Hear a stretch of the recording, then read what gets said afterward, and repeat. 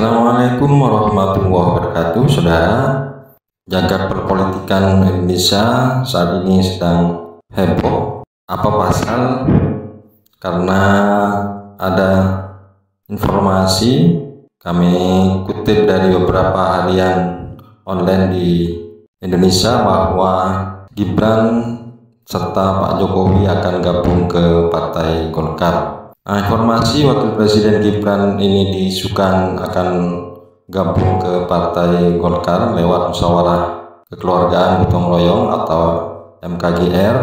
Ini mengundang banyak pengamat dan komentar Bapak Ibu dari banyak para tokoh, karena bagaimanapun Mas Gibran sebagai Wakil Presiden ini merupakan salah satu calon pemimpin masa depan tahun 2029, utamanya sebagai calon wakil presiden, calon presiden potensial.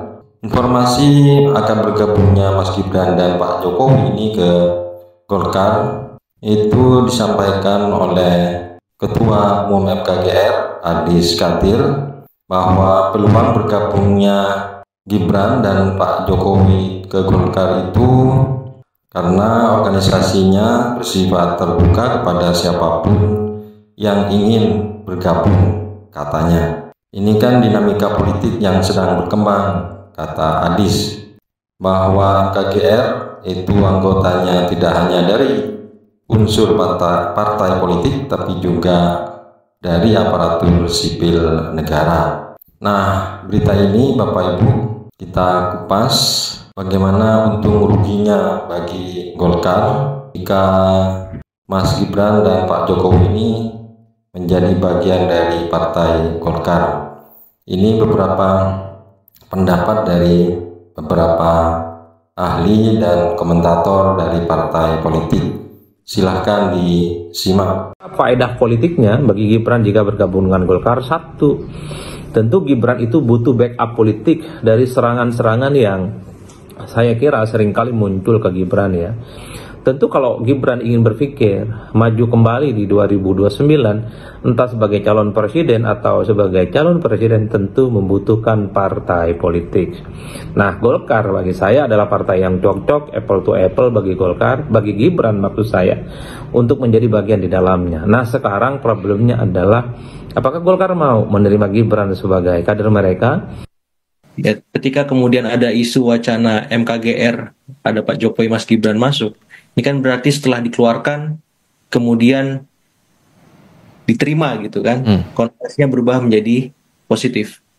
Saya kira relasi ketika Pak Jokowi, Mas Gibran masuk ini kan ke Golkar maupun Golkar menerima Pak Jokowi ini relasinya mutualis ya, saling membutuhkan, saling melengkapi satu sama lain. Kenapa? Pak Jokowi punya basis di Jawa Tengah, solid, ya teruji. Semacam itu. Nah, Golkar kalau bersama Pak Jokowi sedikit banyak bisa memperluas basis itu. Bisa ya. Jadi kita bisa membaca ini bagian dari testing the water, karena isu masuknya Jokowi atau Gibran ke Golkar itu timbul tenggelam. Jadi kadang muncul, kemudian hilang, ditelan oleh ombak, kemudian muncul kembali. Dan menurut saya ini bagian dari testing the water untuk menguji dua level sekaligus.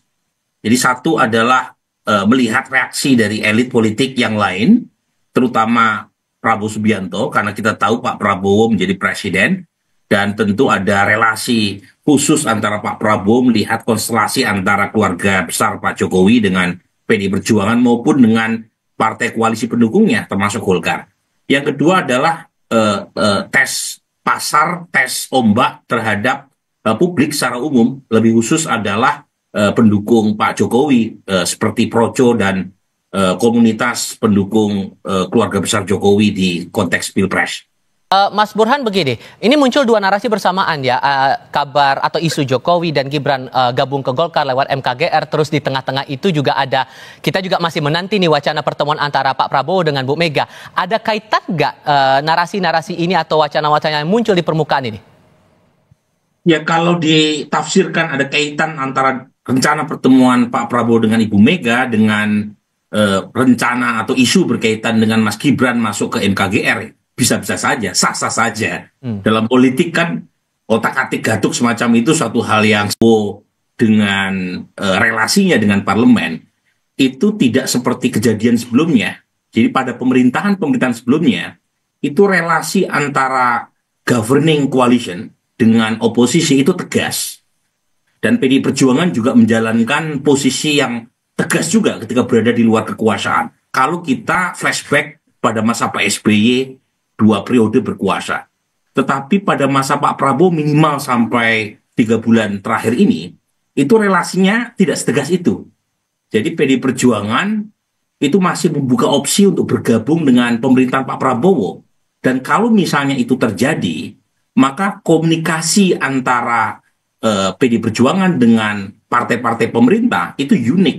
Karena tidak vis-a-vis antara Prabowo versus PDI Perjuangan, tetapi PDI Perjuangan ya kalau misalnya masuk ke dalam itu akan memiliki dinamika yang khusus terutama kepada mereka yang dianggap menjadi proksi Pak Jokowi gitu. Oke. Jadi ini saya melihatnya Tifal, kalau misalnya Gibran masuk ke Golkar, PDI Perjuangan kemudian masuk ke kabinet Pak Prabowo, itu yang menjadi pemenangnya Pak Prabowo karena Pak Prabowo menjadi the center of attraction. Semua pihak akan mengalami proses dinamika khusus untuk mendapatkan blessingnya Pak Prabowo. Kemudian ada competition di antara partai-partai mitra Pak Prabowo. Kalau misalnya PDI Perjuangan masuk ke dalam pemerintahan. Dan kalau misalnya itu terjadi, itu cukup mengirim alarm, ya, terutama relasi antara Pak Prabowo dengan Pak Jokowi, ya, yang kita tahu sejauh ini masih mesra, meskipun kita tahu tidak serta-merta hubungan antara Pak Prabowo dengan Mas Gibran semesra ayahnya dengan Pak Prabowo. Oke, kalau nilai tawar terhadap sosok Gibran kalau kemudian jadi ikut bergabung, apakah ini juga hanya sebatas peluang untuk Pilpres 2029 atau ada hal lain yang bisa mendongkrak begitu? Oh, bukan hanya itu saya kira. Kita tahu Mas Gibran kan memerlukan semacam proteksi politik ya, karena dia sekarang tidak terafiliasi politik setelah dipecat oleh PDI Perjuangan. Dan kita tahu juga 3 bulan terakhir itu yang menjadi sasaran tembak kan Pak Jokowi dengan Mas Gibran. Pak Prabowo relatif nyaman-nyaman saja.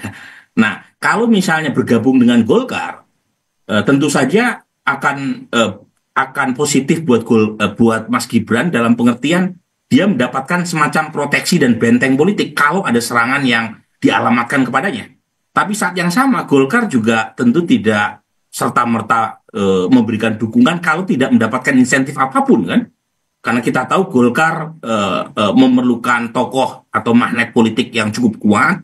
Suara Golkar di basis Pak Jokowi itu relatif kurang begitu maksimal. Kalau misalnya Gibran bergabung, setidaknya ada insentif buat Partai Golkar untuk mendapatkan potensi suara dari basis pendukung Pak Jokowi yang notabene adalah pendukung Mas Gibran juga. Jadi ini hubungannya sifatnya simbiosis mutualistik. Meskipun lagi-lagi Tifal, kalau misalnya Gibran masuk ke Golkar, relasi Golkar dengan Pak Prabowo juga harus dilihat khusus. Karena lagi-lagi competition itu artinya cooperation plus competition. Satu sisi terlihat kerjasama, tapi juga ada kompetisi loh di antara elit-elit di dalam pemerintahan.